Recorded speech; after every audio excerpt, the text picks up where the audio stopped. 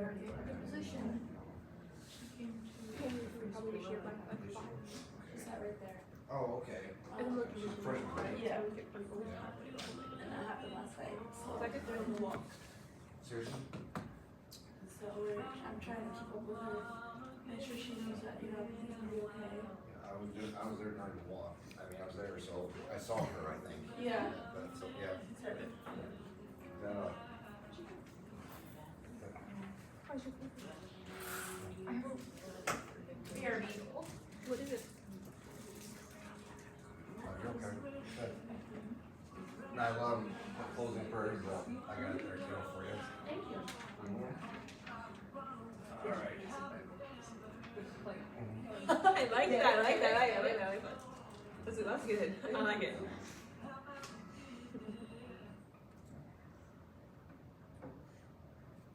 Really good. Wow.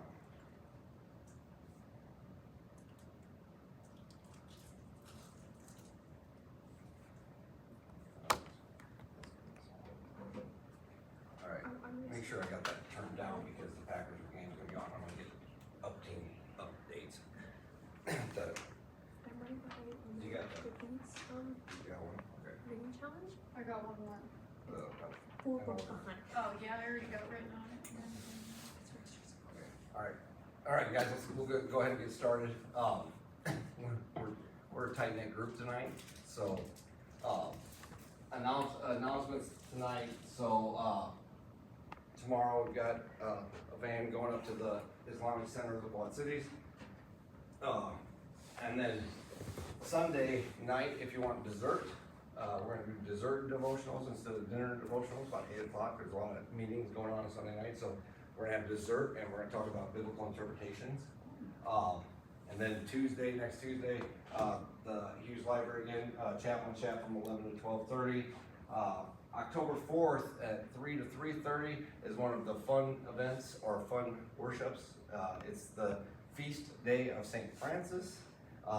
And all of you, I think, here know that I'm a big Franciscan myself, and so we're going to do the blessing of the animals. So if you know anybody who's got an emotional support animal on campus, or I won't say illegal animal, but it is a sanctuary, so nobody's gonna get in trouble for it. So bring your animal, and we'll do a blessing.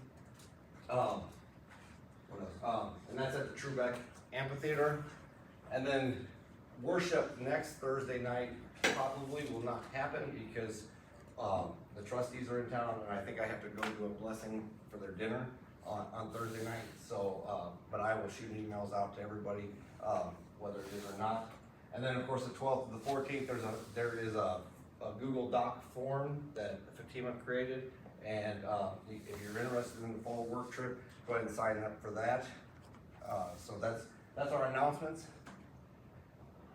The quote today we're going to talk about today is how to keep your faith in the midst of struggles, in the midst of hardships, in the midst of times that are hurting or are hard. And Shane Claiborne has this great quote. It says, "Perhaps there's no more dangerous place for a Christian to be than in the safety and comfort, detached from the suffering of others." So too often we think of faith as being this, comfortable place, and we know all the answers. And we got to remember that in our hardships, oftentimes we can find that faith. Next. All right, so please join with me in the call to worship. Let us come to God with our whole selves. Most loving God, accept us as we are. Let us come to God with all our troubles. Most compassionate God, who place thy burdens before you. Let us trust God to lead us, lift us through our times of struggle. Most hope-filled God, help us to discover our hope in times of hopelessness. All right, so the questions today, let's just talk about them amongst ourselves if we can. We'll have kind of a big group chat since we're not a big group. How do we maintain faith when we are completely overwhelmed? What do you guys think? What are some things you do to kind of keep your faith in hard times? What are some practices? I know when I get overwhelmed, I'll like play like my music that I have down there, like my worship music, and kind of just like I breathe alongside the notes and stuff. That's a great one, right? Music is a huge piece of the puzzle for lots of people as a spiritual gift. What are some other things that come, Nyla? On top of the music, I like to reflect on other hard times that I've had and like kind of think about how God has brought me through those tough times and to kind of reassure myself that I know like things are a little hectic right now, but know that He's not gonna leave me. Just like, you know, He took care of me the other times, I know He'll do it again. So you kind of comparing and you're ending up building that trust, those trust points, right? Mhm. That kind of thing. Anything over here, you guys? What kind of things help you get through hard times? For me, one of the things that I often do is every morning, actually, I go through a list of gratitude, is what I call it. And so I stop every morning and I remember all the things that I'm grateful for. Whether it be you guys, whether it be family, friends, loved ones, and such. Because when you recognize who you and how many things you're grateful for, it starts to lessen that concept or that stranglehold that the pressure box has on you. So that's one that I do. Also, you know, I find it very refreshing to tell God what I'm upset about, what's going on. Many people think that, you know, when you pray, it has to be that oh, thank you, God, right? It's okay to lay your burdens on God. God is bigger than we think, and it's not going to bother God. So those tools, we kind of tie that together, right? So music is a stress reliever. Now you guys are here on campus, right? So what are some things on campus that help you guys like walk through harder times on campus? What are some things that are done here? Or what are some things you'd like to do to help you get through?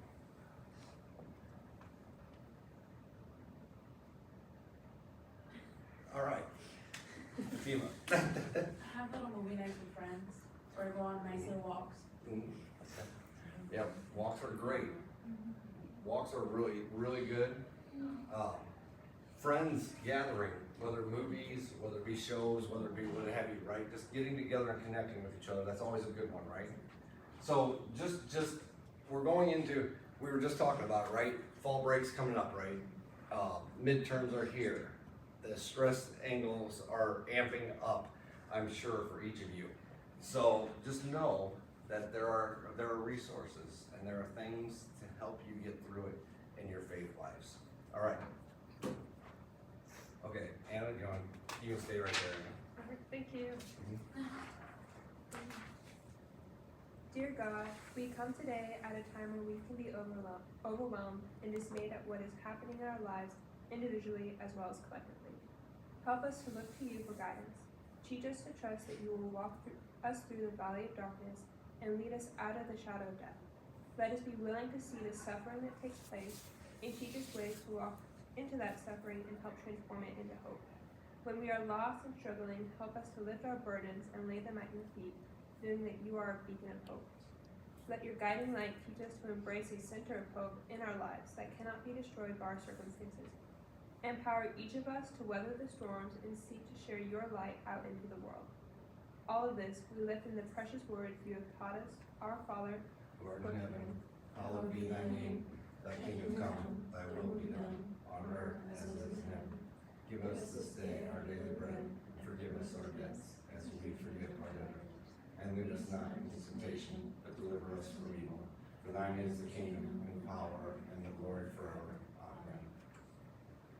Okay, so Psalm 139, this is my favorite psalm, and I thought it was appropriate for us to look at today. I apologize, I don't have this one memorized, but it's about understanding that God is always with us. It says, "O Lord, you search me and you know me. You know when I sit down as well as when I rise up. You discern my thoughts from far away. You search out my path and my lying down. You are acquainted with all of my ways. Even before a word is on my tongue, O Lord, you know it. You hem it in, behind, and before. You lay your hand upon me. Such knowledge is too wonderful for me. It is too high so high that I cannot attain it. Where can I go from your spirit? Where can I flee from your presence? If I ascend to heaven, you are there. If I make my bed in Sheol, you are there. If I take the wings of the morning and settle on the furthest limits of the sea, even there your hand shall lead me, and your right hand shall hold me fast. If I say, surely the darkness shall cover me, and the light around me become night, even the darkness is not dark to you. The night is as bright as the day, and darkness is as light to you. For it was you who formed my inward parts, you knit me together in my mother's womb. I praise you, for I am fearfully and wonderfully made. Wonderful are your works that I know very well. My frame was not hidden from you when I was being made in secret, intricately woven in the depths of the earth. Your eyes beheld my unformed substance. In your book were written all the days formed for me when none of yet existed. How weighty are my thoughts, are your thoughts, God, how vast is the sum of them. I count them, they are more than the sand. I come to the end, and I am still with you. So, I am still with you always. So the song that I chose was Be the Light, and it's a song that Grace chose actually for me, and Thomas Rhett. I don't know if you guys like Thomas Rhett or not, but it's more modern than I've given you so far, but it's a great song. So.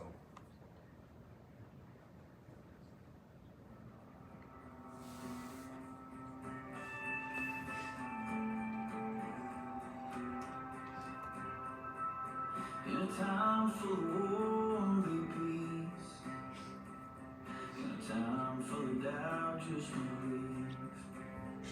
Yeah, there ain't that much difference between you and me.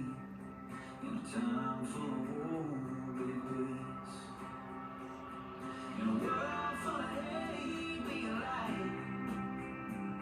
When you do somebody wrong, make it right. Don't hide in the dark, you were born to shine. In a world full of hate, be right.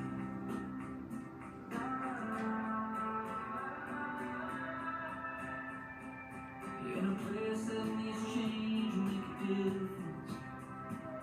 In a time full of noise, just listen. 'Cause life is but a breeze, better live it. In a place that needs to change, make a difference. In a world full of hate, be alive. When you do somebody wrong, make it right. Oh, don't hide in the dark, you were born to shine. In a world full of hate, be alive. La la la la la la la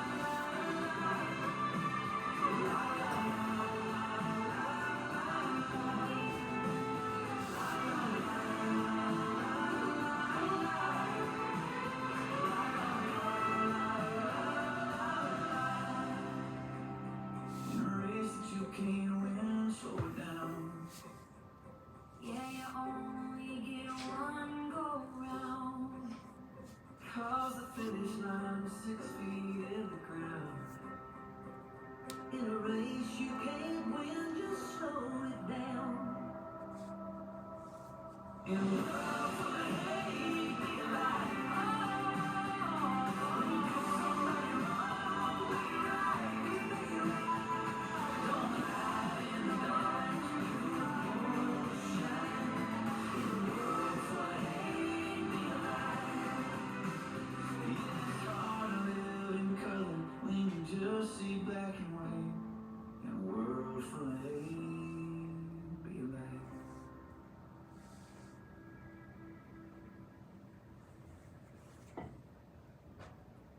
So I really like that song because it reminds you of being the light in a world that oftentimes is dark. And you know, how can we have faith when our world is falling apart? When things are shattered around us, it's awful hard to feel connected to God. And what's interesting is that 1 out of 5 college students suffers from anxiety, guys. 41% of college students suffer from depression. Those are the statistics that were there, and as Fatima and I looked at this, we were discussing how, do you think that 41% is high or low? High, it is high, right?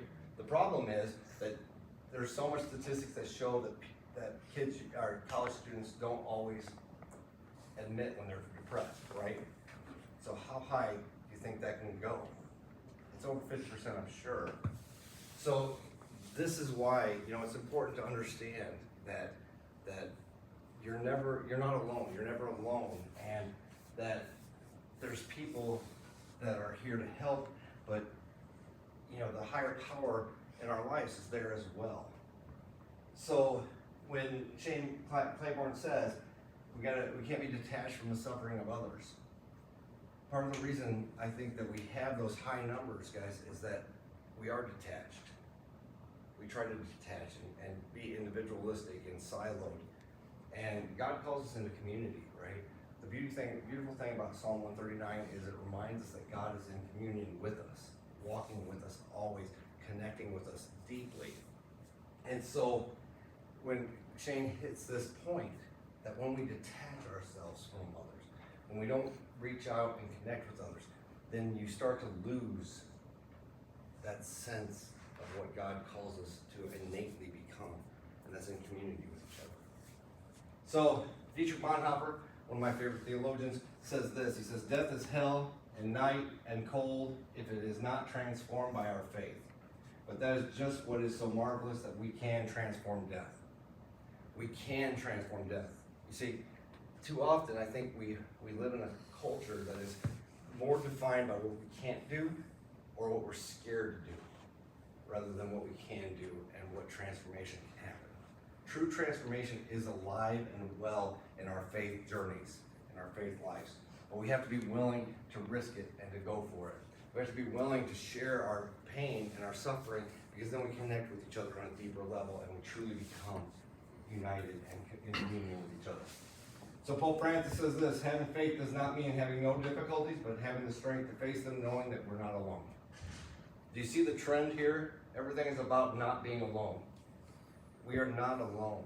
And oftentimes I watch you guys, and you guys' schedules are so packed and everything's going, and it's easy to think you're alone, but you're not. You're always connected. You're connected with God. You're connected with this community. You're connected with people that care for you. That's the beauty of this, right? It's easy to kind of detach and be overwhelmed by everything from grades to tests to anything else, to just cultural stuff or communal stuff. But know that you're never alone. You're never isolated. God is always with you. So, Bishop Curry, anybody know where Bishop Curry got his fame from? You remember, was it a couple years ago, the royal wedding? I can't remember which prince or princess it was. Do you? Was it William? Yeah, there you go. Meghan and Harry. There. That tells you how much I follow. But this guy was a rock star out of it, right? Because he performed one of the greatest sermons of this era at the wedding. But he says this, he says, "There's a power in love to help and to heal when nothing else can. The power in love to lift up and liberate when nothing else will." Guys, this is the thing. I told you there's a great joke that pastors say when you have a short or a small gathering at church. And the joke is that a guy comes in to church and he's the only one there. And the pastor it's his first Sunday to give the entire service. And so he's like, what do I do? What do I do? There's only one guy here. And so he gets up and he decides, I'm going to give it to him everything. So he does the sermon for, the whole sermon, everything else.